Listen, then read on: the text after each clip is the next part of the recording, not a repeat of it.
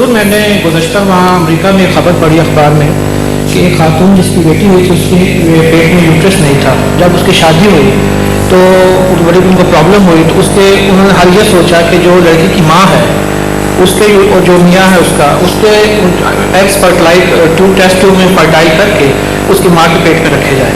اب وہ اس میں خبر کے مطابق یہ تھا کہ اس کے ٹوینس بیٹیوں کی پیدائش ہوگی.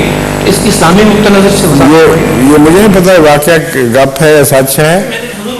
نہیں آپ نے تو پڑھا ہوگا مگر میں نے نہیں پڑھا.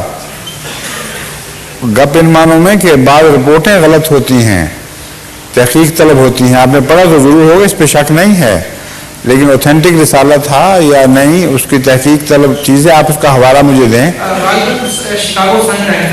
جو بھی ہے آپ مجھے حوالہ بھیجیں تاکہ میں تحقیق کرواؤں. دوسری بات یہ ہے کہ جس کے پیٹ میں بچہ پلتا ہے, جس کی یوٹرس میں, وہی ماں ہے, دوسری ماں نہیں بن سکتی. داماد نے اگر اپنی ساس سے بچہ لے لیا تو میرا تو قصور نہیں کوئی اس میں. اس پاگل سے پوچھیں جس نے ایسا کیا ہے.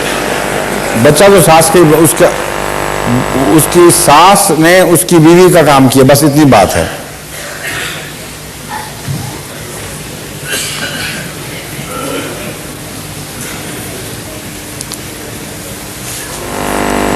ہاں اگلا سوال آپ نے کرنا ہے.